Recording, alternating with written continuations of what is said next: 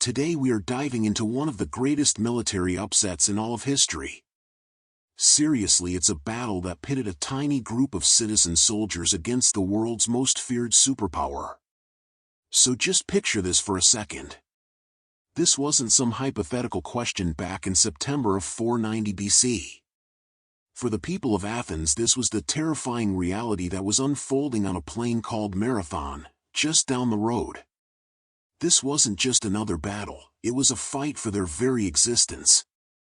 To really wrap our heads around what was at stake here, we first need to get a sense of the scale of this thing. I mean, we're talking about a true David versus Goliath matchup.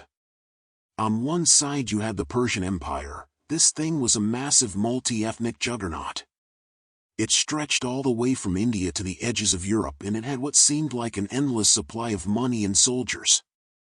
On the other side you had a small group of Athenian citizen soldiers.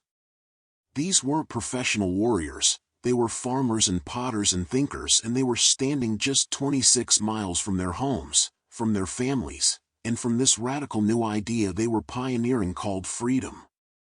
You have to be asking, why was this global superpower so obsessed with crushing one little city? Well, the answer comes down to a fire and a king's relentless vow for revenge. It all really kicked off about 9 years earlier with something called the Ionian Revolt. See, some Greek cities in what is now Turkey rebelled against Persian rule. In Athens they sent 20 ships to help out. In the middle of all that fighting they burned down Sardis, a major Persian capital, and well, that was an act that was not going to be forgotten.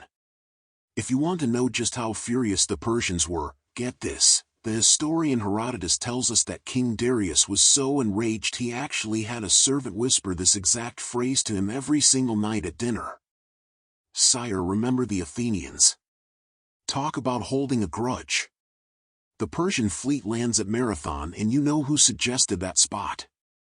An exiled Athenian tyrant who knew its flat plains were absolutely perfect for the Persian cavalry. As you can imagine, this sent the Athenians into a panic. They faced a paralyzing choice. Now here's where it gets really dramatic, because the Athenians were completely divided. Their 10 generals were split right down the middle. Some of them argued that it was just sheer madness to risk their small army in an open battle. They wanted to hide behind the city walls and wait it out, but one general, Miltiades, he saw it differently. He was worried that hiding would just lead to traitors opening the gates from the inside, so he made this incredibly powerful last-ditch appeal to the Polemarch, Callimachus. He was the supreme commander who held the tie-breaking vote. Miltiades basically put the entire fate of Athens on this one man's shoulders, and it worked. Callimachus cast his vote for war. After that fateful vote, the Athenians march out. They block the road to their city, and then nothing. For 8 long days the two armies just stared at each other across the plain. Can you even imagine the tension? The psychological pressure? Just knowing the fate of your whole world is about to be decided right there. Alright, so that brings us to the morning of September 12th, and this is the moment when the Athenians did something that no one, I mean no one, especially not the Persians, could have ever predicted. They charged, but they didn't just march forward. They ran. They sprinted a full mile, decked out in over 70 pounds of bronze armor, screaming their battle cry to the Persians, whose whole strategy was built around archers and cavalry. This was so completely outside the box, so audacious that they literally thought it was self-destructive madness, but behind all that madness was the genius of Miltiades. Look at this plan. First, he intentionally made his center line weak, and just as he predicted, the best Persian troops smashed right through, thinking they were winning, but that's when the trap was sprung. The powerful Athenian flanks, which had already crushed their opponents, wheeled inward, catching the Persian army in a devastating pincer. It was absolutely brilliant, and it was deadly. The results of this incredible tactic?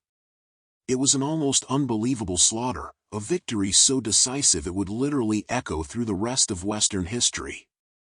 The numbers here really tell the whole story. By the end of the day, 6,400 Persian soldiers were dead, and the Athenians lost just 192 men, and among them tragically was Callimachus, the very man who cast that deciding vote for freedom. But hold on, the story isn't over yet. The rest of the Persian fleet immediately set sail, thinking they can go attack the now undefended city of Athens.